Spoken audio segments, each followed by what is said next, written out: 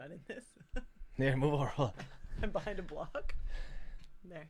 Is that better? Welcome, Thrilligans. Welcome to our monthly... Oh, there we go. Okay, we got the chat back on now. All right, great. Welcome to our new release party for The Scent of Murder, the second book in the Veronica Shade theory... in the Veronica Thade theory. I don't actually have a paperback copy yet, but here's the first book, The Color of Murder. Focus. Focus. Am I behind the chat box? I don't know. Maybe move over a bit. There. Let's see. Okay. Sorry, we're new to this. Can you guys hear us, though? Please let me know if you can hear us. Oh, You're banging things off. I'm also not in like the ideal lighting. Like your face is looking so fresh and lit, and mine is like in the Sounds like a you shadows, problem. in the dark shadows. Thank you, Kathy. We're trying to speak loudly. My mic is great, but it doesn't have the greatest kind of range. So, all right. So we're both in the frame now. Thank you so much for joining us. Today we're just going to chat a little bit about the book. I'm going to get razzed by you guys, as always, and yelled at for missing some pre-orders. I'm and gonna then drill you with some questions. Yeah. So I have a beer tonight. Ashley has a Glass of wine. And what's happening? Can't see your wine. Oh. There you go. Hope you guys are enjoying this Sunday. We have lots of snow here in Montreal, but the weather is mild. It's around like 2 degrees. No idea what that is in Fahrenheit, but I think we should start by you showing your sweatshirt. oh yeah. I think it's pretty perfect for. Well, I didn't get a pump on before this though. just spaghetti and Yeah. meatballs. That's it. Yeah, mother-in-law got that. Thank you very much, Daniela. You good? Love the shirt. Yeah. Oh, Yeah, I'm thanks. Good. I'm good. I wore it to the gym, but I just intimidated people that ran away. But it's true that you're always looking for names. Yeah. You don't want. Well, Kathy knows. Kathy's been in it for sure. Mm-hmm. What's up, Diane? Karen? Who else do we have here? Jelaine said that she couldn't get 1 and 2. You should be able to get both books on Amazon. They're both in Kindle Unlimited, and they're both available to purchase. I know, look, Vic and Linda are mad at me. I'm trying to get the paperback up as soon as possible. I'll tell you guys this again, why logistically it's a bit difficult. So, and it's a boring story. I just feel like I need to, because I get yelled at so often for this. So basically what happens is I need to know the exact number of pages for the book, and then I send that to my my book cover designer, and then he designs the full jacket. So like the front, whatever, they're all the same size, but he needs to know the spine, and if he doesn't have the exact number of pages, he can't do it. So as soon as I get the exact number of pages, which, I mean, I uploaded literally with 20 seconds to go for this book. Down to the wire. Yeah, literally the timer was like 20 seconds, and then it would lock and not let me upload it, and I'd have to restart the whole pre-order period again. Anyways, so I got it with 20 seconds to go, and as soon as that was done, then I have to reformat it, because formatting is different for paperback than Kindle. Again, boring story. I send that to the guy, and he works on it, and it takes 4 or 5 days. I don't know, it I think depends. part of the fun is the banter from Linda and Vic, who are like, give us this book in paperback. I think it's kind of like, if that stopped, it would be, you'd miss it, no? It gets mean sometimes, man. I'm just a human. All right, Jelaine, so feel free to use my names. All right, you got 3 of them. I can use those. You could buy it on Kindle. They're available at Kindle. I think they're like $3 each in the US, like whatever, the same pretty much everywhere. And the paperback, you know, it'll be out in, I don't know, 2-3 days. As soon as I get that cover, I'm uploading it, and we're good to go. All right, so thank you for joining us. Thank you for everyone who has purchased the book. I haven't read The Scent, but I read Yeah. The Color. So this is one of the first times, though, that I can be on a live and actually speak to the characters, because I'm usually behind in my reading. So, Wife Award. You just admitted to not having read the book. It's been on your Kindle for a long time. No, I read The Color of Murder. So this is the first time I can speak to the characters. All right. So I just have to get on The Scent. The scent. Well, speaking of scent, Diane, I love the scent of paperback as well, but you can't beat the Kindle Unlimited value, I guess.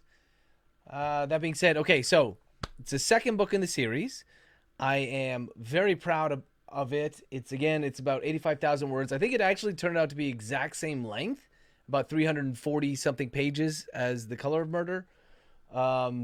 What else you guys want to know? Well, speak to the, I guess, the whole series. Maybe it would be nice, because you have All right. a couple books after this one. So maybe talk to your vision for the series. Right, so I wanted to come up with a new character. As you guys know, I like writing in long series. I have, I think,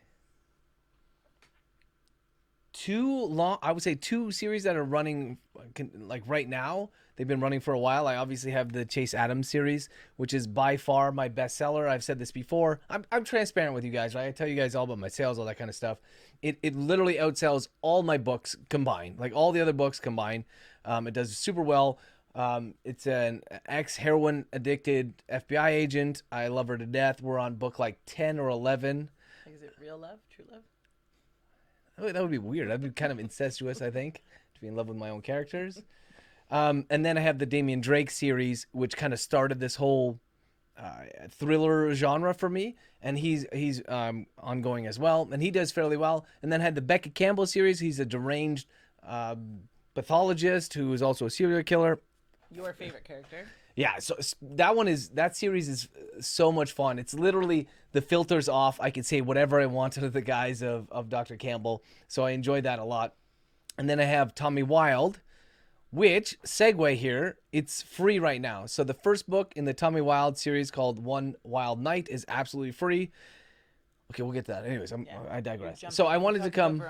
Yeah. So I wanted to come up with a new character. I wanted another female protagonist, and I wanted her to be obviously a little different than the norm. So I came up with this idea that she has this condition, which is a real condition called... Not burping, sorry, but... Oh, perfect. Starting again. Yeah. We thought that you were over it. No, never. It's called synesthesia, okay? It's a real condition. Multimodal. And we'll get there. We're going to start the basics. So synesthesia is a condition whereby your senses get mixed up on the way to your brain. So you might smell a certain scent, making it up right now, roses, and you will hear music, okay? You'll hear, I don't know, Beethoven's Fifth, right? And every time you smell roses, you won't smell the rose, you'll hear the music instead. So basically the signals on the way to your brain are getting kind of, mixed up. So a lot of people have this, and not necessarily the smelling and the hearing, but it could be any sense. It could be a touch, like a texture, and you can smell something, and so it's not really there. So I had an idea of having a detective with this condition, I guess, and she has a lot of these senses that are mixed up. So that's where it actually said it's multimodal. So it's even more rare to have a lot of these different ones. So, you smell something and you hear in response, or you see something and you smell something in response. So just imagine your senses are getting all mixed up. And so I wanted to have her use this kind of ability. It helps her to solve crimes. So that's, in a nutshell, what Veronica Shade is all about. She's a young detective. She's the fastest rising detective. I wanted to also use a different locale. So with the Damian Drake books and the Becca Campbell ones, they're set in New York City. With Chase Adams, she's FBI, so she's kind of moves around a lot. But a lot of them are in like the big metropoli. Metropoli or metropolises? Like octopus. That's why I have editors, by the way. Octopi, metropoli. Did you know it's actually octopuses and not octopi? Oh. That's the plural of octopus. Oh. Yeah. Okay. Anyways, so I wanted her to be set in a completely different locale, like very different environment, very different culture and people. So I set it in Oregon, in this fictional Bear County. Wasn't it based on a real county? No, so the place that so she's actually a detective in the city of Greenham, which is a city just outside of Portland. I bet no one knows any cities, okay, unless you live in Oregon, other than Portland, Oregon. But there's a city of Gresham, and now in the book there's a city of Greenham. So that's kind of this, Do you get in your Google Maps and zoom in and? Oh, I zoom all the way in. I'm just going to people's houses. Yeah, I get lost. Hi, Miranda. Thanks for joining us. From Alaska. Woo. Yeah, Alaska. That's great. That's where Floyd is from, right? Mm-hmm. And Chase goes to Alaska. That's the first book in that series. Yep. So this is set in a very different locale. It's more rural, I guess, rather than a big metropolis. And yeah, so I invented this sort of fictional Bear County that encompasses the city of Greenham. Is it Greenham? Yeah. Anyways, I get mixed up because the real Greenham. Yeah, City of Greenham. So that's exactly where it takes place, and it becomes more rural the more that you head east into the City of Greenham, into the Bear County. Looks like Andy tucked in for story time there. All right, he's ready to go. Anyways, so yeah, so it's a completely different locale. It's a made-up locale, which I've never done before. I usually use real places, and sometimes I fudge the whatever, the details of it to fit the story, as almost all authors do. And then I wanted her to have a love interest, and so the sheriff of Bear County comes into play. Is that it? Like, I don't even remember the question at this point. Well, it was just like the vision for the Right. You're talking about one book, but the vision for the whole series, like the names of the books, like what will they represent? Right. So I think it's fairly obvious given how I described her condition. This is the color of murder. So she sees certain things at different types of crime scenes. And then it just made sense to make 5 books named after the senses. But do the different like multimodal synestheses, like do each come into play a little bit stronger in each book, or? No. Okay. Fair. That's a no. That's what people said, like, oh, in the scent, are they going to be smelling the murder? I was like, no, like, okay, come on, give me a break. There's some, artistic liberties with the covers and the names. But basically she has this multimodal thing. They all play a part in her condition, and they'll all come up in at least once in the book, so it makes sense. Yeah, of course. Like, this is her main tool, and the way I look at it, and especially because she has this one ability where she's very astute when it comes to determining if people are lying, and the way I look at it, or the way I try to describe it in the book, it's kind of like a polygraph, right? And if you guys are unfamiliar with polygraph, basically it's a lie detector test. They'll hook you up to your arm, and they'll like look at the way your pulse is and your heart rate, and then they'll determine, like, okay, they'll ask you questions, and they'll say that they know the answer is true. Your answer is true. That'll be your baseline, and then they'll ask you questions. They'll ask you to lie specifically, and then they know what happens when you lie. But as we know, if you are you've convinced yourself that the lie is true, or B, you're just a pathological liar, meaning you can fake all these things, you can trick the test. That's why you can't really use these in court. So it's the same thing with Veronica Shade. She has this ability, but it's not infallible. And then for a variety of reasons in this book, it really kind of it waxes and wanes, and she loses confidence in her ability to be able to solve crimes. Miranda, thank you so much for the stars. I don't know if you could do that. That's amazing. Yes. So that's kind of the idea behind. There's so many. Hungry face. Oh. That's hilarious. All right. Can everyone see that? Yeah, everyone can see that. It's funny. Yeah, so that was my idea behind this character. I really love the character. I love how she is playing with the other characters. She has a very unique partner. His name is Detective Freddie Furlow, and he's very different than any other character I have written before. I would say that Veronica Shade has some elements of Chase Adams in her, but Freddie Furlow is like nothing else. First of all, he is a morbidly obese man, but he's older than most of my characters. And his interplay with Veronica is quite enjoyable for me to write. Do you think that Freddie takes on like a bit of a father figure to Veronica?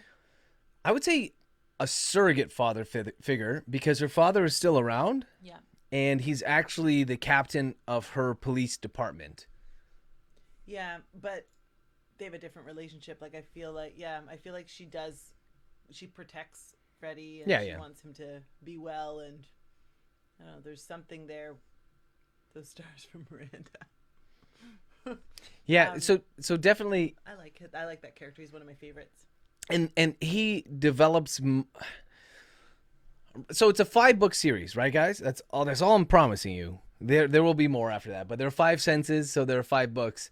And the first book is very much about Veronica Shade. It has to be. She's the titular character, right? The eponymous Veronica Shade.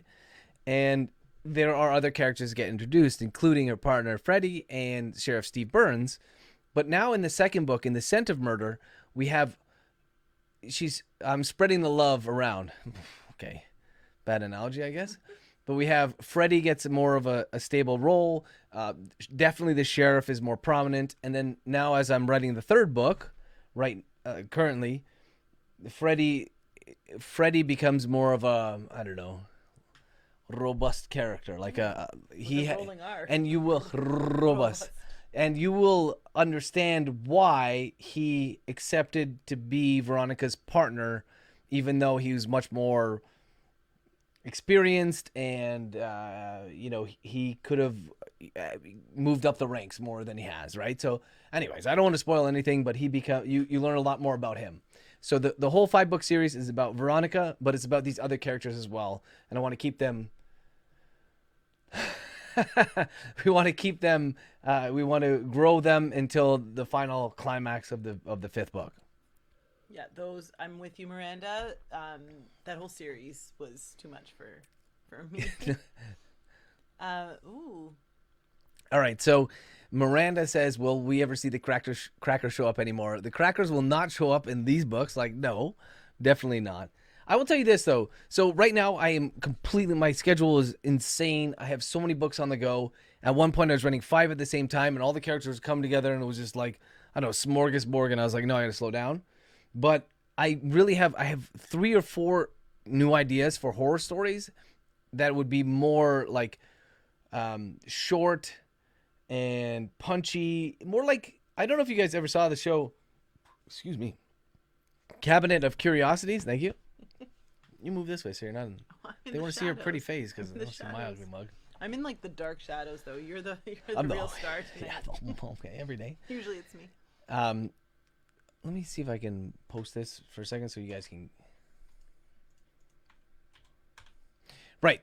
So I have ideas. So if you guys seen like Outer Limits, or not so much X-Files, but more Outer Limits, or the new Cabinet of Curiosities by Guillermo del Toro, where each episode, or Black Mirror, where each episode is self-contained, I have an idea for a bunch of horror stories that will be along those lines. So there'll be like more novellas or bridging just on the edge of a novel, unconnected. So I want to get back to that, but right now I have to focus on Veronica. Yeah, Twilight Zone. You got it, Andy. Can we talk about the last name of Shaden Burns? How we came up with that together? I feel like I played a part in that.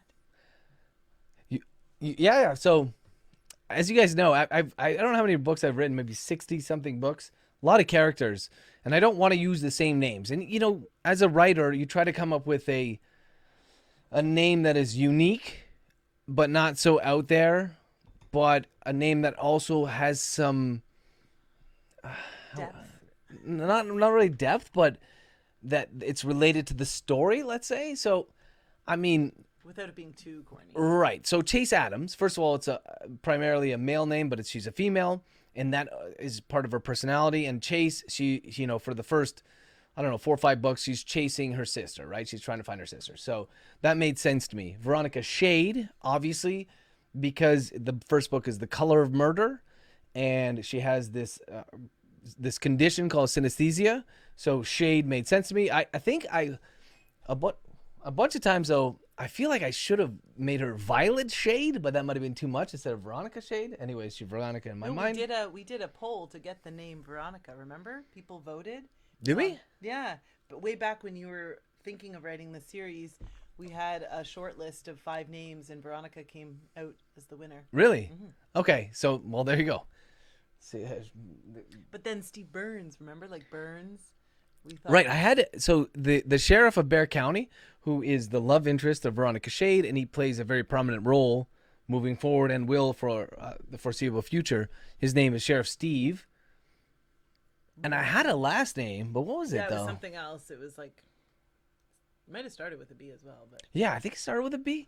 But then I approached Ashley and I was like, "Look, I know you've never read a single one of my books, but I need your help here." Such a lie. And she came up with Sheriff Burns, and I thought it was perfect because I am considering continuing the series after these 5 books with the 2 of them combined. So it makes sense that it'll be Shade and Burns, right? You don't want to burn, so a little get out of the sun, stay in the shade. I think they know what shade. Okay. Spelling it out for them. All right. Okay. You're the type of person that explains the joke. You know why that's funny? Yeah. All right. Just in case. Right. So that's how we came up with the names. I don't know. Let me check the comments here. Diane asks, will they be available on Audible? I really hope so. At present, I have no plans, but depending Until on they take off, yeah, right? to be honest with you guys, it's so expensive to do an audiobook. It really the series has to do well enough for me to like financially invest the money into making. Did I say audiobook? As a book, right? So Yeah. to make the audiobook. So it depends on you guys. If you share it and if it does well, then I'm all for it. I absolutely love audiobooks. Last year, I was actually talking to Ashley and I said, I try. Audible doesn't do like a year-end review of all your how many titles you've read, but I think I read. They only do it for what you. Oh, it's like Spotify does a wrap up of what you've Right. listened to, but Audible doesn't. Right, and like I Oh, think Kindle it's a does it missed as well. opportunity. Yeah, and so I think I must have read again. People get very upset when you say read when you're just listening to an audiobook. Well, whatever. Passive, very Right. passive. Okay. Very. And I must have listened to about 60 books. And so I love it. That's my favorite way to consume media, be it podcasts or books. Like I'm just so busy. It's got to be like I'm at the gym. So I'm listening to music or I'm mowing the lawn or shoveling the You're driveway. busy? Why? What's going on? This, Life this is job, man.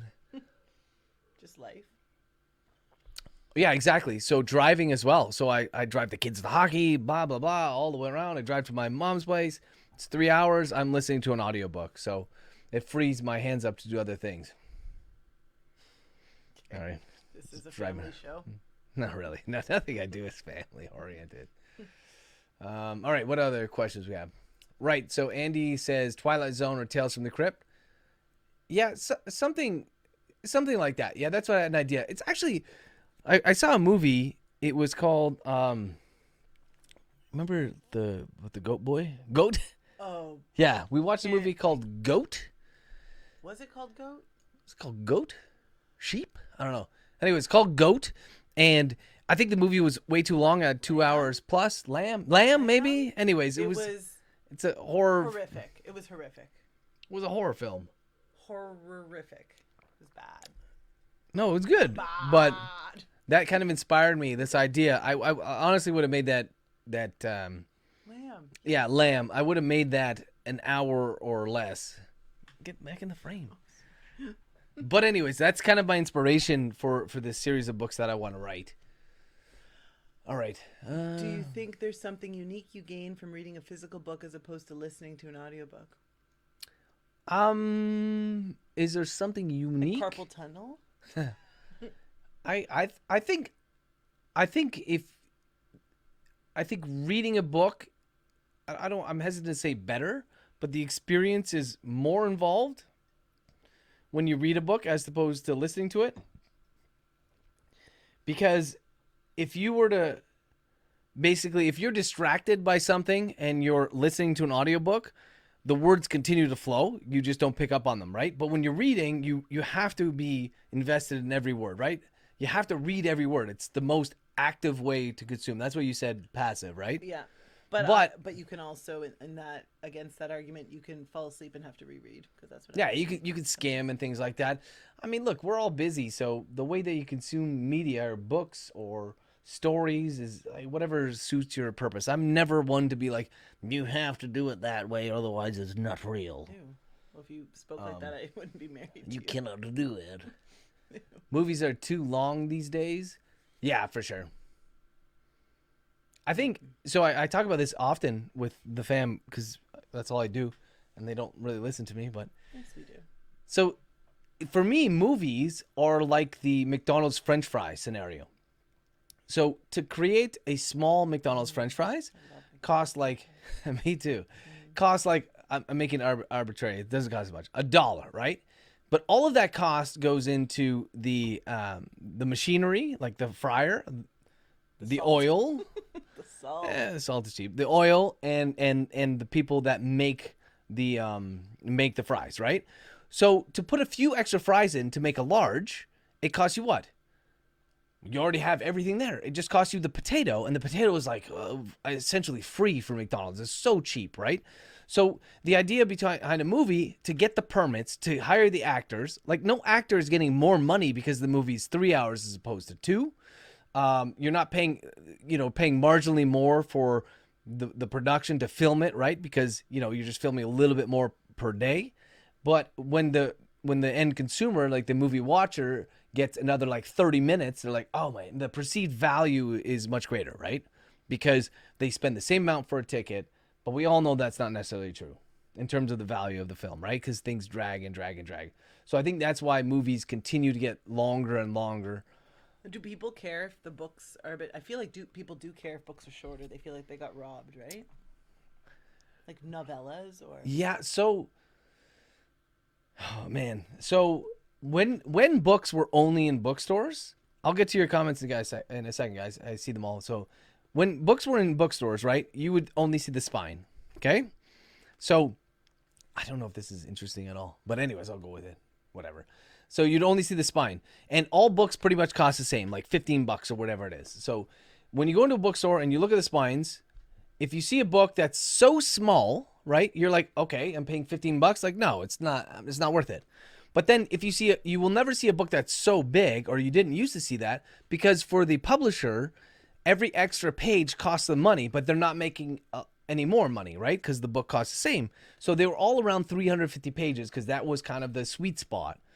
And then as series go on, like with the Harry Potter, like all first books in the series are all like 250 pages, 300, because the publisher wants to parse it down, get like, again, that spine width that people are not going to be like, okay, I'm not getting my money's worth. But also the author is still content with the story out there. And then they say, okay, this sold really well. And the author pushes back and says, I want to make my second book longer.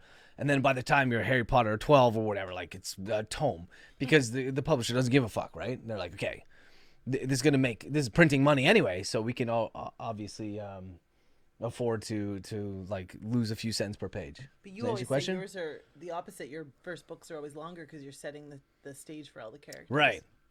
Okay, so sorry, that was when it comes to traditionally like books in the bookstore. But I was speaking to my eldest daughter the other day who loves to read, and she has no idea how long books are because Kindle doesn't really tell you. She knows percentage of or like time to completion. She's like, that took me 48 minutes. So Kindle will estimate how long it takes you to complete a book based on your previous reading speed. So she doesn't know how long it is, but then she gets annoyed because the book is at 70%, but the book is done, and the author stacks at the end, like promos and stuff for other books. But now that it's digitally delivered, it doesn't matter how long the book is. Amazon's going to push it to you, if it's 500 pages or 8,000 pages, how ridiculous that is. It's not going to cost them that much more in terms of bandwidth or whatever. So... does that answer your question? Yeah, I was saying yours are different, right? Like you do the... All right, so roundabout way, yes. So traditionally, books were around 350 pages, and now and it was always fluff. Like there was always this, they would always joke about it in the publishing industry where there was the side quest for the protagonist, where they would go off and rescue a cat.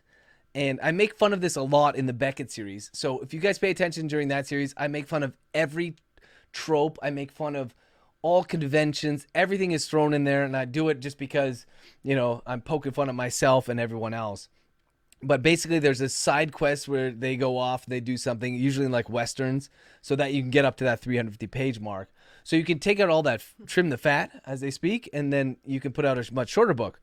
But for me, I find that the earlier books in the series are a little bit longer, just because I'm introducing the characters, I'm introducing their relationships, I'm introducing the atmosphere, the location, all these things. And then as I move along, particularly for the Chase series, I don't need to do that anymore because these are meant to be read in order. So I don't have to tell you that she likes the Louboutins or whatever. I don't have to tell you all these things. You know it. I can just hint at it without giving the backstory as to why she might enjoy those. You just said the side quest to catch a cat. Can we talk about last night what happened in our neighborhood? Yeah, so I was convinced that we had found a neighborhood creep.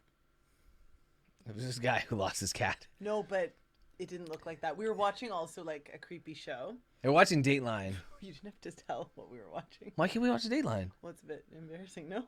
Why? It's a I don't true know. crime thing. I love it, but I thought it was a bit embarrassing. I watch Dateline every chance I can get, but I thought it was something I had to like not tell people about. Why? All I don't right. know. I don't know. You make fun of me sometimes for watching Dateline. There you go. You make fun of me and then you join. Yeah, the thing I hate about Dateline, it's absolutely like it's 10 minutes of show and then 5 minutes of commercials. You have to skip. It's I a lot of hate that. heavy theatrics, like the I hate suspense that. building and everything. But okay, so we're watching Dateline. It is slightly creepy. Of course, there's a murder, so we're kind of on edge trying to figure out who the killer is.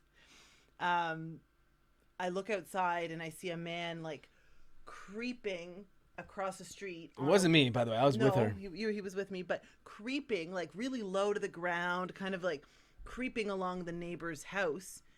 And it's dark. It was like 10 o'clock at night. Yeah, yeah. So I was like, Pat, there's a man outside and he's being weird and he's kind of like doing some weird dance. And so Pat looks and he's like, yeah, that doesn't look right. It's weird. And then I see he has a flashlight and then he goes into our neighbor Jacob's backyard with a flashlight. So I quickly text Jacob saying, there is a man going into your backyard with a flashlight and he's kind of looking weird and suspicious, because I'm all in Dateline mode. Yeah. And then so was Pat, because Pat got on his jacket and shoes and hat and went outside to see what was up. But just as Pat was about to say something to him, the guy pounces on a cat and then kind of holds the cat and brings him into his house. I didn't recognize him as a neighbor. I think he's new. No, right. It was But just... our neighbor the neighbor that I texted did thank me for being a neighborhood watch on high alert. And he said it might have been him. It wasn't you. I would have probably recognized you from your picture there. No, it's a different look. And so in the end, like it created I had a whole story in my head about how it was going to end, and it was just him pouncing Maybe on you the should cat. be the writer then. I'll help. right. Side quest. Miranda, it's better to fall asleep with a Kindle falling in your face than like a hardcover book, let me tell you. Like less bruising. Well, yeah. Kindles are Do I have pretty to hard. spell this out? Kindles are pretty hard. No, they're not. They're lightweight. Look, it's right here. Okay. Okay. No, it's good. This against Look. Facebook timelines. Yeah. There's a So delay. nobody clipped that. No one clipped that. All right. So one of the things I wanted to mention about these books, I really enjoyed. I think okay, whatever. I know you say, well, you say this all the time, which I do, right? They don't sound like that. Yeah, they do. All the fans are like, hello. I love the. Oh, you have the thicky. I loved writing these books. I felt that. Look, after 60-something books, let's say like 30 of those involve serial killers, it's hard to write a new story where it's not like Psycho Man kills 45. Then next book is Psycho Man kills 55. He's got a partner. It's 65. Like, so that's I guess the tendency to write just more deaths. And so with these books, I tried to do something a little bit different, where it's not necessary. I'm not going to do any spoilers here. It's not necessarily like a serial killer man. There are some twists, and there are things that are not so blatantly. Okay, I didn't know In the Color of Murder. I didn't know anything till the end. Like I couldn't. Did you read it? No, I couldn't figure it out till the end. Yeah. But same with a friend of mine who read it. She was like, "No, I was confused till the bitter end." Confused? Okay. No, not confused. Enthralled, like, you mean? Yeah. Unsure, uncertain as to. Yeah, but I didn't want. Bye, Miranda. Bye. Thanks for joining. Thanks for the stars. Hope you enjoyed the book. So, I think with these ones, I tried to slow it down a little bit. There's also a tendency, because I'm working with tight deadlines, is I almost want to have to like put on the brakes a bit. I don't want to rush to the end, right? I want to do a little romance, a little foreplay Oh my God. before we get to the climax, How? and then the denouement. I think Nobody you're in the clicked this. wrong, Like, you're in the wrong genre. I know, I can do some romance. Anyways, so with these ones, I found I took my time a little bit, and I made it not just new serial killer man, creepy. And I know, okay, that might be a bit of a spoiler, because I hope you saw the promo for the scent of murder because it's like the doll maker and his two victims, but it's a very different type of storyline. There's nothing wrong with pure serial killers. I enjoy writing those as well, but this was a bit different. So I like to kind of, again, maybe it had to do with the fact that it was a new character and I hadn't written a new character in so long. So I was trying to like really develop her and then slowly develop the people around her. That was kind of my goal. Who's the most prominent in the scent? Sounds Who's so weird. the most prominent scent? In the Veronica for sure. Okay. But Steve, so I think in The Color of Murder, Sheriff Steve Burns only had a few chapters, if any, on his own, like from his perspective. And yet in the Scent of Murder, he has a bunch. He almost shares it. Almost. Is there more romance in the Scent of Murder than in Color of Murder between them? Does it continue? Just yes or no. Their romance continues. I don't know if there's more romance, but their romance continues. They were forced. I explained very early on in the book, because of what happened in the first book, in The Color of Murder, they were forced together, I guess. Again, I don't want to do any spoilers, and that is kind of a stressor on the relationship. So they really accelerated the relationship because they've only known each other for, I think in the scent, about 6 months, and yet they're living together. And so that has some stressors. They both have different jobs, but very similar jobs, and they and they kind of I don't want to say they bash heads, but you have one working for a city, and then you have one as a sheriff of the county, and then I don't know, like, so I'm Canadian, right? So I did a lot of research in eight. So I was eating my poutine, so I love the comments, guys. I'm gonna get to them. Don't worry. So I was eating my poutine and I was drinking my Labatt Blue, and I was thinking about how it works in the States, and it's quite strange to me that you have cities, right? Obviously, and then you have counties, and counties include those cities. So counties, they have the county, the sheriff's department usually runs the county, so you have the sheriff's department, but then within those cities you have obviously the police departments. So in this case, the city of Greenham or Gresham, whatever, right? Gresham's the real place, and that's part of a county. In this book, I made up the county, but it's included in that county. And then you have the state police as well. So you have all three of these that could potentially be involved in any crime in any of these regions, you had to do right? so much research. I think he spent a week researching. It got a little bit annoying, to be honest. Researching it was like he was back in school. He's like, I'm still. I think you even called like a sheriff's department department I had once. to, because again, I don't. Even when it comes to like the medical thrillers with the Dr. Rebecca Campbell things, I got kind of my back up one time because someone challenged me on something on an Amazon review and they said I was wrong. And then I went back and I triple checked because I had done my research. First, learning, don't read your reviews. Yeah, but I didn't end up saying anything, but I didn't want to make it so I'm absolutely wrong. I wanted to make it so it's plausible. Obviously, you got to stretch the boundaries and stuff. But anyways, so yeah, I was getting to the point, like the sheriff and Veronica's relationship. So she is a detective in a city, which is part of the county, and he's the sheriff of the county. So in reality, he is her. They're different branches, but technically he has more authority than she does, right? So she wants to get pulled in onto different cases, and he has his own agenda. Anyway, so I don't know if that was that interesting, but I find that whole. And I this comes up a lot in the Chase series because he's FBI. So FBI only comes in during certain circumstances, and they by nature need to impinge on the current investigation, which would be either like, I don't know, state police or police departments, city police departments, or county. And then you have ATF, the alcohol, tobacco, firearms coming in, and then you have the DEA, the drug enforcement, and then you have ICE, which is the just situate your books in Canada. Oh, dude, it's so much easier.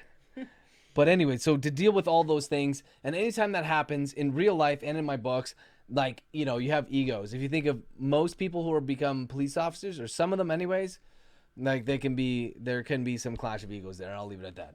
Wow, this is. I'm getting paid. I'm getting paid by the word right here. These answers are ridiculous. All right. Diane says, when did I realize I wanted to be a writer? According to your the book that Can I we pull that found at up? your mom's house over Yeah. the holidays. I'm gonna pull something up for you. Hold on. Ashley will entertain you. It's been a long dream, but it didn't get actualized till 2017. But we will come up with the. Don't be looking at me. Just keep talking. So let's Focus. just say that as a small boy, Patrick had a dream. As a tiny boy, Pat had a We dream. don't have to. And then Moses parted the Red Seas. Okay. He really thought that he had talent quite early, but nobody believed him. This is not- Nobody believed him. This is not. People still don't believe me. I don't believe myself. All right, I'm gonna switch over to another shot here. I'll show you.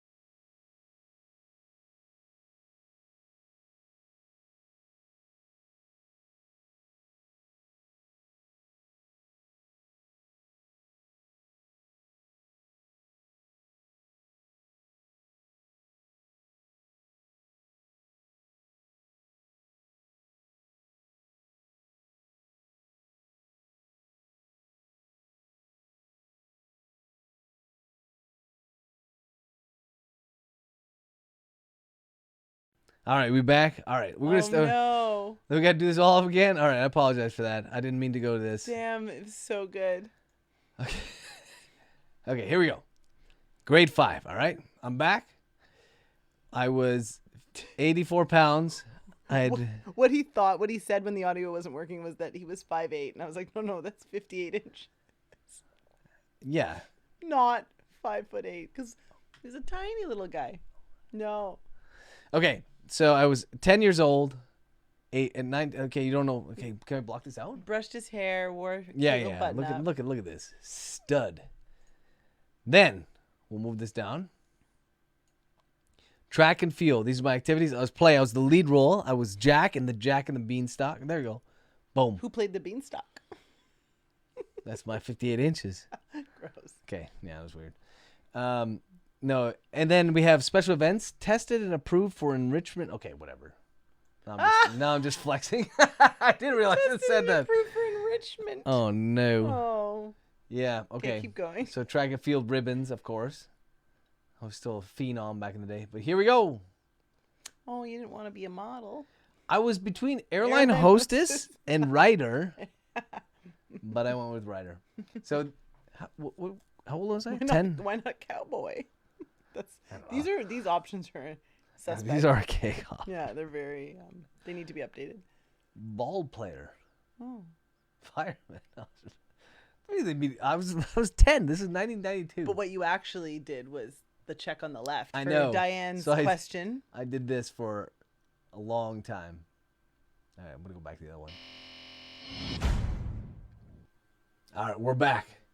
Yeah, that's what I said. It's 5'8". Not at the age Oops. of 10. Oh, put the audio back. Is the audio back? Yeah, audio's fine. I'm just moving this thing around. I don't know why. There's some weird numbers and Okay, sorry guys. no, you were What? You We're were, good. but you had, so you obviously, you wrote stories. Even when I met you, you were writing stories. They were just kind of for fun. Like, you know, you have. I love to write my whole life. I was a huge reader when I was younger. I like to write as well. And then I spent a long time in school. A long time. And then when it was done, But in school for the other side of your brain. yeah. The logical, analytical side. Yeah. Okay.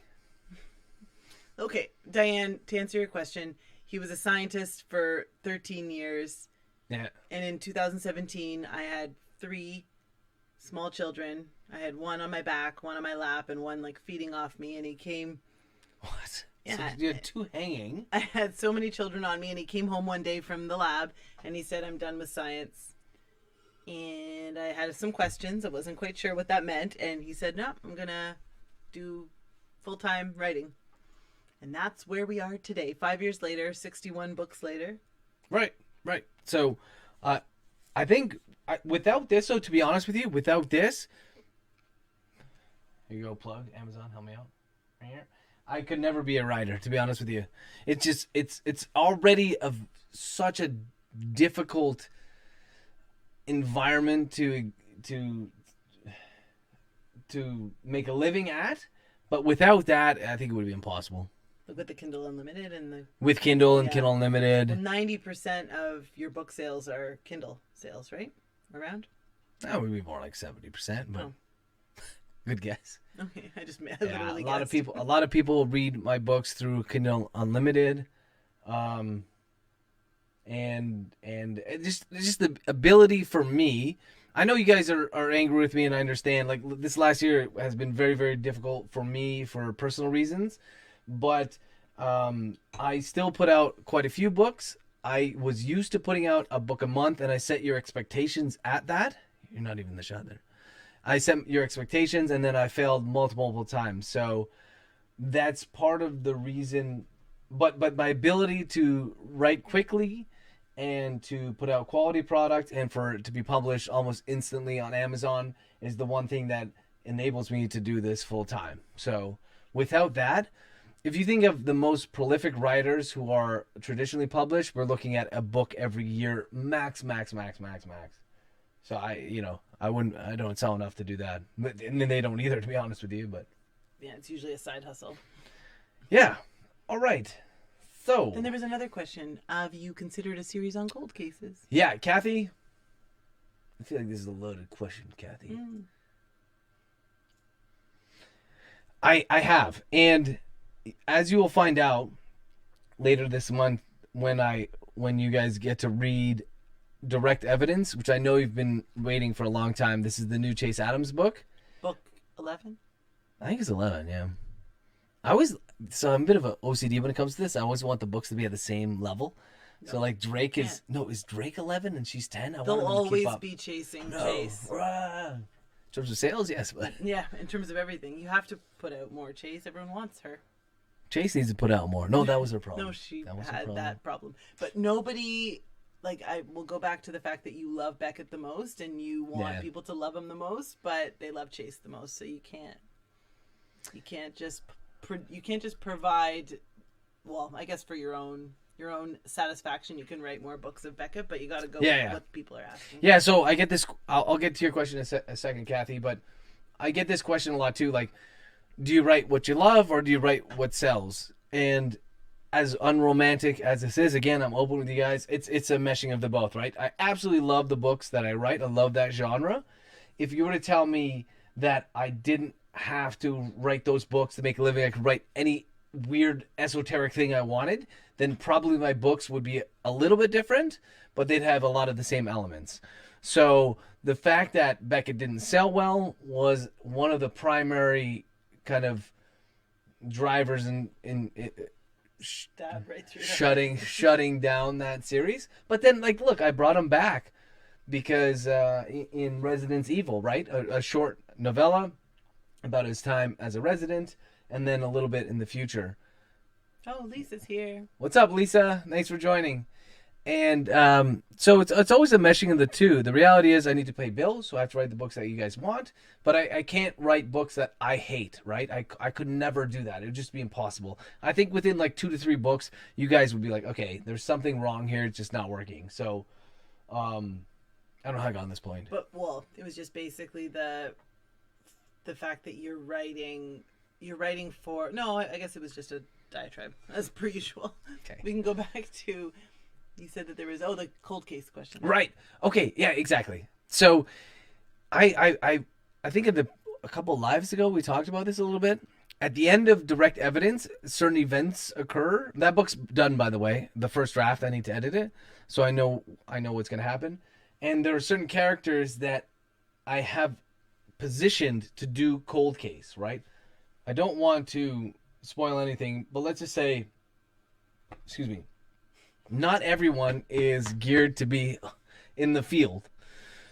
I think you can, guess who these people might be, but not everyone's geared to be in the field for the FBI, so they would be better off and better suited to do cold cases.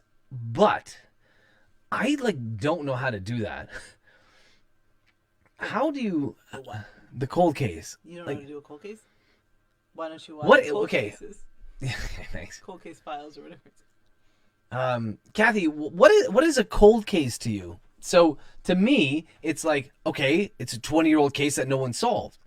So what do you want the characters to do? Do you want the characters, obviously they're looking into old evidence, right? But And go and visit the families. yeah, that's interesting to me. Mm-hmm. Like how they moved on or not. Yeah. And then pull out clues based on the conversations you've had with the people that are still around. And Right. Okay. But like the Dateline we saw yesterday, it was wholly unsatisfying because there was no reason, rhyme, there's no methodology. Thanks, Lisa, for the like, and none of these things. So I found it very unsatisfying, the end of that. So in a cold case, okay, you have a case 20 years old, a murder, a couple murders, whatever it may be, and they have these people investigating them, Floyd, whatever, and they end up going to talk to the relatives or the people, the friends, whatever, the potential suspects, and then what? I think I would always want to have then sort of like a resurgence of that killer or whatever. no, Do you know what I mean? No, because sometimes it's about justice. See, this is my problem. I wouldn't know how to do it. So I could do it where I have an idea, let's say, where the killer, he got away, and then, as rare as this is, he decides to live a normal life, right? And then, okay, they find him, and everything is all coming together, and they find him. But then, how do you have a series of cold cases? No, it's different each time. No, I know, but So we get the satisfaction of closure of that one, and then we move on to the next one. Find out what up. It's exciting to me. I'm with Kathy. I know what you're saying. Okay. Maybe I'm just skirting around the bush. I think what would happen in a cold case book of mine, literally, it would be cold cases, and then that killer starts again, and then they have to catch a killer. So it becomes a cold case to a hot case. No, it's about closure too, and you get to find out all of the clues, and then. Gotta have closure. All right. I read a Yes, book. Kathy, I read. I'm with you. Oh man, what was that book I read? Cold case book. I can't remember, but all right, I'm gonna look into it because I have set it up and I want to do that. I don't know how. And it doesn't have to get every week you dive into Every another week, give me a break whatever, here, bro. every time. But it doesn't have to be cold to hot. It can just be cold to closure, move on, cold, closure, cold, closure, All cold, right. closure. Thanks, Kelly, for the like. Appreciate it. Yeah. I know, but Yeah. is okay. All right, you guys are smarter than me. We're Whatever. on to it. All right. Yeah, Team cold case. Woo! I like the idea. So one of the authors that I've read before, you guys have probably heard of her, I believe, A.J. Rivers. She wrote The Girl in Cabin 13. Oh yeah. Super, super popular, long series. Have you guys heard of A.J. Rivers, The Girl in Cabin Heard of 13? the title, but not the author. Right. I'm sure you guys have, check her out. The books are great. So she did something really, really strange that I've never seen before. She took the main character, I forget the name, and she made a retro series with that character and her partner. Right. So Heather, are you familiar with the retro series that she just put out, A.J. Rivers? Okay. Yeah, check it out, Girl in Cabin 13. I think it's a little bit more romance than something that I would write. It's a little bit more romance heavy.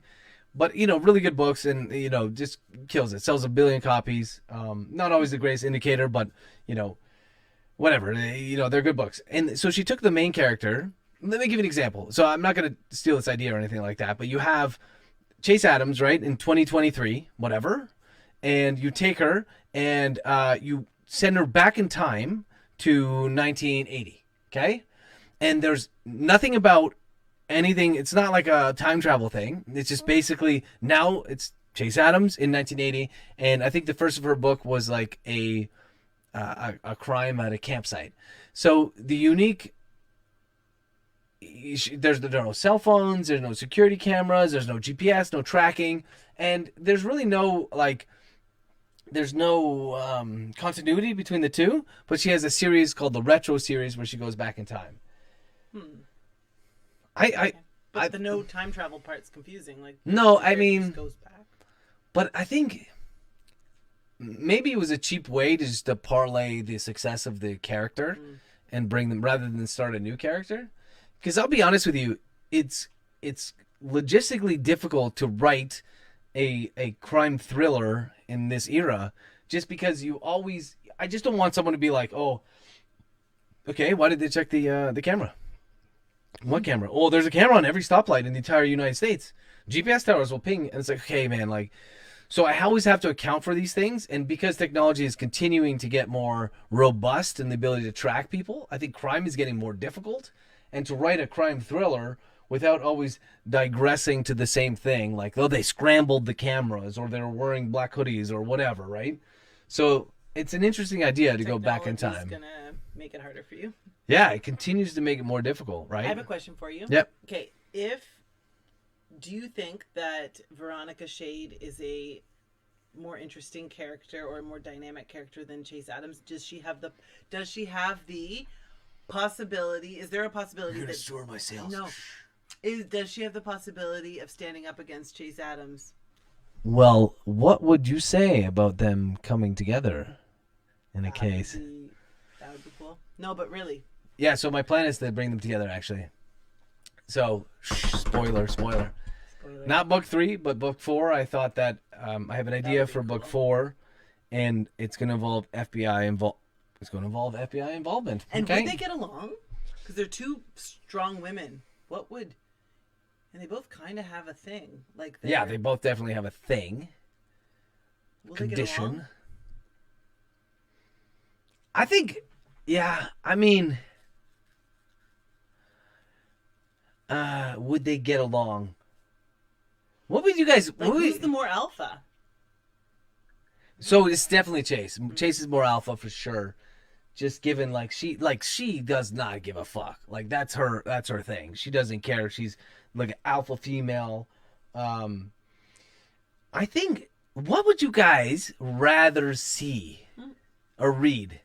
Would you rather them like really hate each other? Because I was thinking, listen, I'll give you a little sneak peek into my thought process. I was thinking that they would be, and I'm not saying that's not going to happen, right? This is probably where I would go with it. But there would be initial clash. Obviously, you have two alphas, and then you have like a meeting of the minds, and a coalescence or something. But would it be fun to like just have them completely fight all the time? But this is where like the business side of it comes into play. I think it could go the opposite of what you first suggested, where they kind of like each other at first, and then something happens and they hate each other. Oh, that could be cool. Oh, she maybe tries to sleep with Burns. Yeah, Burnsy. Yeah, I mean, yeah, I think I just can't have anybody fighting with Chase because you guys will immediately hate that person. It's Diane says. Sorry. They'd like the drama. Yeah, I mean, it's good to have Bitch drama. fight, Bitch fight, okay. That's not acceptable in this. So sad people get technical with your books. I mean, it's fair. It's fair. Like I said earlier, Diane, I try to always make it so that it's possible, right? So not necessarily plausible, but possible. So basically, in some of the Beckett books, I stretch like the boundaries of technology, but it's something that's right there, right? Or there was a disease that's more common to be inherited, but this one's induced. And that was kind of what happened in that one scathing review where they said like, no, it can't be that one. I was like, no, you're full of shit. It can be. It's rare, but it exists. That's it. So I always try to have it like rare, existing, or hey, like this technology can happen or whatever. Yeah, exactly, Andy. That's kind of what I was thinking like as well. you. Can we do a little reading of The Scent of Murder from your Kindle? Yeah, sure. We can read the And I'll sound the alarms when you go on. I'll too read the long. prologue Okay, for the sure. prologue. But okay. Can I talk about Tommy for a second? Yeah, you were allowed. You were permitted. This is my show. Let me see if I can bring it up here actually. Oh, I am also happy to announce that The Scent of Murder is a bestseller. Right now it's the #1 hot new release in movie tie-ins. Don't ask me why, but yeah, you guys can't see that. When did though. that happen? Today? Today, yeah, Oh. right now. #1 movie tie-in. I don't know why that is. Amazon's kind of a bit janky when it comes to their Their categories. yeah, let me go hold on a second, guys. I'm gonna go here. I'll get you guys back on here and we're gonna get One Wild Night. And it's particularly One Wild Night sounds romance to me. well, I know, but you'll see the Which way to trick the, Okay, hold on. the readers. I gotta pick the right one.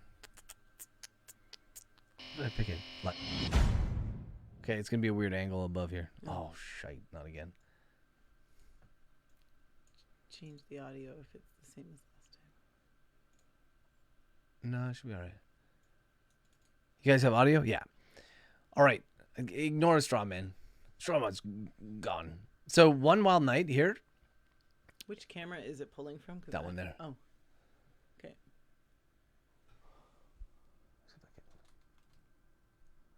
All right. Okay. Like looking into the stars. What? We're looking into the stars. Are you looking at me? Oh, that's sweet. Oh. All right. So One Wild Night is the first book in the Tommy Wild thriller. The reason why I'm talking about right now because it's 100% free. No. There you go. It's free. 000. Can I undo that? Yeah. So you can go pick it up. I love this story. This was I literally wrote this. I wanted to do a really super fast book. Like it says 183 pages. It's like what do we got here? All right, Heather. So it's a super fast book. Every chapter is meant to be cliffhanger, like bop, bop, bop, bop, and the end of the book is 100% cliffhanger. And it's as the title describes, it's about a guy named Tommy Wild. It's just one night, and essentially he is a crime scene cleanup guy. That's his job. He owns his company, and during one of the jobs, his brother calls him and says, "I need help," and obviously he goes to help his brother. And that ends up being a crime. It's going to be with these burps. Ends up being a crime scene, and so he has to deal with his brother's problem. And so he initially does a good thing, right? He's helping his brother deal with this issue. He skirts the moral boundaries. This camera's backwards. Moral boundaries while he does it, but then he gets like engaged in this life he didn't know existed, that these people, and he just cannot get his way out. So I love that idea for a story where initially he's just trying to do a good thing, and then maybe he does a little bit like, you know, morally suspect thing, and then he's like, okay, now I'm gonna go back to where I was, and it's like I can't get out. Like, I mean, not similar at all, but Shameless is like this. The TV show Shameless, those characters are like on their way up, and then they're boom. On the way up, they can just never get out of where they are, their social status and their addictions and whatnot. So it's much like that. If you guys like Your Honor or Breaking Bad, they both star Your Honor, Cranston. which we watched last Right. night. So Your Honor just came back. That's why I said it's particularly poignant. It's like that. It's very punchy. And if you think about Breaking Bad in particular, and even Your Honor, right? They're very similar storylines where they're trying to protect. Well, in Breaking Bad, everyone knows that, so I'll go with that one. It's like rooted in good behavior, but it turns bad. No, so what? But Breaking Bad, right? Protection. He wants to. That's in Your Honor. But Breaking Bad, he's sick. He has what he believes to be a death sentence from cancer, and so he says, "Well, I'm going to leave my family with nothing. So I'm going to go ahead and I'm going to develop the best meth I can, right, just to help them." So Yeah, obviously, what I creating mean is meth. It's like all honorable behavior, but it's just rooted in like illegal acts. I guess, yeah. But like, so obviously creating meth is illegal, and there are a lot of problems with that, and morally, ambiguous at best. But he's doing it for a good thing. So that's kind of what I was going with this book. And so yeah, there are 3 books in the series, and then I was like talking to my editor, and he's like, dude, what are you gonna do? 4 wild years, like 5 wild decades? I was like, forget it. So I have to change it. Anyways, this will be the last one. Again, like this series, I really enjoyed writing. It has shades of Beckett in it, and yet Because you won't let Beckett go. some of the characters he comes across are a bit shady, right? Given the fact that, well, I'm not going to spoil. Anyway, so this will be the last book in the series. But if you want to pick it up, it's 100% free. Grab it, please. I have a promo going out tomorrow, and right now it's $471 in the store. I guarantee you at the end of tomorrow it'll be like top 30 in all of Amazon.com. So.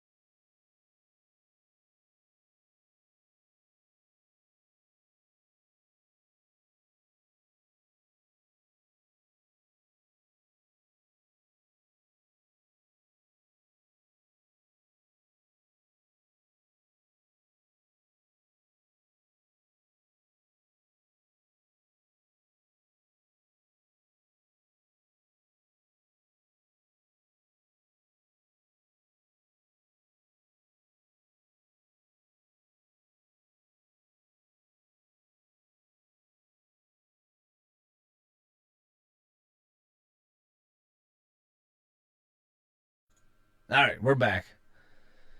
Sorry about that. Okay, I was just saying to Andy, who said a bit of technical authenticity helps get him into the story, and I agree. So the opening scene, and I wrote this knowing that it might be a turnoff for some people, but he's teaching someone else how to take blood out of carpeting, and he has 2. Thank you, Diane. He has 2 PhDs, right? So he really knows the details. He knows exactly the technical what is happening in terms of pulling oxygen molecules. Anyways, And you explain all that? I explained it all in intricate detail. Excruciating. And I know for some people that might be a bit of a turnoff, but for me it was the perfect turn on. way. It was a Oh, some turn people would turn on. For you, it was a Some turn people's on. is weird. But in terms of getting people into the character and knowing what he's all about, and then juxtaposing that with like getting thrust into this criminal underworld that he had no idea like that he was part of, right? So that it even existed, and he had no aspiration of ever being a part of it. So that number one, that scene for One Wild Night will set up the whole series. All right. Oh, Heather, you like the Tommy Wild series? I'm glad to hear it because, people generally like it. Like, the covers are good, I think. The blurb is pretty good, too, but they just didn't really do that well. I'm not really sure why. I wish I knew, by the way, Better than guys. Beckett. No, Beckett did Oh, better. oh. Towards the end, Beckett was doing better. But Beckett is like... I'm looking for the hat that you have for the Tommy Wild hat. That Oh, I hat's, wear that all that the hat's time. done well. Yeah. The sales of the hat, like that's done better than the sales of the book. I think with Beckett, I guess I was going to say, like, shtick kind of only goes for so long. Then I was thinking of, like, Kramer from Seinfeld and how long that went on for. Or, like, the guy from Curb Your Enthusiasm, all that kind of thing. But I Favorite loved Tommy scene? the best. What's that? Favorite Tommy scene? Oh, thank you. So, with Beckett though, I would take a lot of internet memes that were going around, and I would turn them into his world, and so that was a lot of fun. Like the line where Beckett gets into the car, and the guy's like, he picks up a hitchhiker, and the hitchhiker's like, "Well, how do you know I'm not a hitchhiker?" And Beckett's like, "I mean, like, what are the odds of two? No, sorry." So the guy says, the hitchhiker gets in the car and says, "Well, how do you know I'm not a serial killer?" And Beckett's like, "What are the odds of two serial killers being at the car at once?" And then sure enough, Beckett ends up fucking shivving him and killing him. So yeah, you like the Jesus? Yeah, that was one of my favorite things. I had to come up with a way how they would get the body out. And so I had this idea of putting him, like, sandwiching him inside the statue. I probably, like, a lot of people hated that blasphemous scene, but yeah, that was a fun one to write as well. All right, I was going to read? Yeah, you were reading. All right. Yeah, so Andy, it was basically a giant shell, and they sliced it in half, and they put him inside, and they hoofed him to the van. All right, I'm going to read. Okay, what time is it? We've been live for an hour and a half almost. Yep. All right, I'll just read the prologue, guys, and Then tuck everyone into bed. then everyone can go and read. Yeah, go read their book. All right, so do you want me? Should I put it on the screen or just? Oh, yeah, maybe people want to see that too. Why do you keep all those weird little things there? Oh, okay. I will explain that in a second. So maybe I'll do it then. But then Yeah, do it. I have to do the other screen though. Hold on. The weird video from the top. Some people are visual or auditory learners. All right. Some people like both at the same time. So Ashley was just asking me. What are those even called? Space weird. I don't know what they are. Roman pillars. Why do you keep the Roman pillars? What on? is that? I don't know. So I put all these. Yeah, see, people can be annoyed with this though. So I have all these. Like all the spaces are dots, and then all of these things mean hard enter, hard return. And the reason why I keep these up is because when I'm it's really hard to see if this is too. This is fucking boring. But like, look, there are two spaces here. Can you see there are two spaces there? No. No. So now, look, there are two spaces. Yeah, but OCD All right. time. So I keep that up. Now Yeah, you because can- I'm now making a you- paper bag now and shit. you can turn them off. Okay, now let's go. Story time. Everyone, get your PJs on. Oh, but I gotta get the Scent of Murder. No, you don't. A Veronica Shade thriller. No. Book 2. No, nobody's here for What that. is Nobody's gonna here for that. happen No. next? No, ew. Patrick Logan prologue. Just read. All right. The display was nearly ready. Okay, no, you're still doing it. Just read normally. He'd already painted her face in alabaster white and had drawn small red circles on each of her cheeks. Using the same red lipstick, he traced a perfect heart on her mouth, extending the curved lines just a little higher than her actual lips. Almost ready, he thought, taking a step backward and observing his handiwork. He was getting better at this. The first time, he'd been so disgusted that he was barely able to finish, and it showed. This time he viewed the corpse through a different lens. This wasn't a person. It was a doll, and it was perfect. Almost perfect. There was something off about the seated doll, something not quite right. The man cocked his head to one side to acquire a new perspective. The legs, he concluded after a short pause. They aren't wide enough. With a gloved hand, the man reached out and grabbed the doll's left ankle. It was like a I'm acting. Oh, wait. Okay, no, you don't know what's going to happen. Ankle. Yeah, but you know what's going to happen. I don't know if you want to do this okay, on. no, I don't This is for OnlyFans. Okay. Join our OnlyFans. It was like a piece of dried timber in his palm, and when he stretched it, the doll's hips shifted. Oh. Hips shifted. For one horrifying second, he thought it was going to topple. In his mind, he pictured the doll falling away from the tree, landing face first in the grass. That would be a disaster. If the makeup smudged, everything would be ruined. He didn't have time to apply more, to start all over again. The man adjusted the doll's waist, pressing it firmly against the massive Douglas fir. Using both hands this time, he forced the doll's legs apart, moving his hands slowly from her ankles to her knees to assure maximum spread. That's good, he thought. Okay. You want to keep going? No, don't want to act That's like better, but still not perfect. He set to work on her arms next, placing the doll's hands behind her head, elbows high. Go for it. Yeah. Rigor had begun to set in, Oh, making no. the doll pliable, but also allowing it to hold its shape. A firm push on the upper part of her back, right between the shoulder blades, forced her breasts upward and out. The man bit his lower lip. There was still something flawed about the scene that ruined the illusion. So startling was this realization that, for a moment, he stopped thinking of the corpse as a doll and instead considered her a human being. His stomach lurched, and, to avoid vomiting, he averted his eyes, sending his gaze skyward to the canopy of leaves above. The moon that shone down on him, on his work, was bright and full, like a giant, unblinking eye. That's it, he thought, a grin forming on his lips. It's the eyes. He forced himself to look at the doll again. Its eyes were open, and the irises blue, growing paler by the minute, were fixed straight ahead. Even though they were lifeless eyes, they were still too real for a doll. The man tried to shut her lids with a gloved forefinger, but the thin skin of her eyelids resisted. He got the right lid to half-mast before becoming frustrated at the lack of dexterity afforded him by the thick wool gloves. He pulled the glove off and then used his thumb to forcibly close each of the doll's lids. That was it. It was perfect. But instead of feeling elation, the man only felt guilt. That, like the nausea, would also pass, he knew. But it would take time. Probably less than the first, but it was impossible to know for certain. The man put his glove back on and stared at his creation one last time. I'm sorry, he whispered to the woods. The only reply came in the form of a deep, throaty growl. Probably a bear, somewhere in the distance. I'm so sorry. It's so creepy. All right. Dolls are creepy, and The doll maker.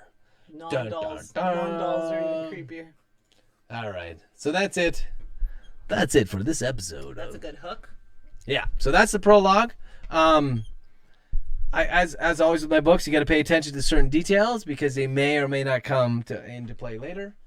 But I hope you guys enjoy the book, The Scent of Murder, out now. Anything else to say? No, but I'm going to start reading it now. I have time before bedtime to read it. Yeah, all right. Yeah, so pick up your copy of One Wild Night. I know a lot of you guys, especially the people here, already have it, so I feel like I'm preaching to the choir. You guys have read it. As you guys know, I really like to give away a lot of books, and so if you can't financially afford one of the books, or especially The Color of Murder, it will be going on sale towards the end of the month when the third book comes out. But that being said, if you want to support me, go ahead and buy the books and leave a review. Leaving a review is like one of the best ways you can support me because it allows, like, you know, the cliche thing, but Amazon loves reviews and they end up pumping out to other people as well. So thank you very much for spending your last Hour and a half is it an hour and a half? or so. Yes, hour and a half with me. As always, love you guys. It's actually Trilligans. with us. 'Cause I'm here too. Even though I'm in the shadows. I forgot you were here. Oh, you did? Yeah. I've been chirping the whole time. All right. Anyways, I had a good time with you guys as usual. Good night. Something just What was crashed. that? Something just crashed. And our kids are Yeah. supposedly sleeping, but One of the kids fell out of bed. some broken collarbones. I'll go Okay. check it out. No, sorry. Yeah, okay, she's gone. All right, she's gone. Fuck, we can do some real Q&A now. No, I'm kidding, guys. Thank you so much for coming out again and listening to me ramble on for an hour and a half. I'll see you guys next time. I hope to do this again for the next release, which will be, fingers crossed, Direct Evidence coming out in a week or so or a bit longer. Thanks for your patience. Love you guys. I'll see you next time. Bye.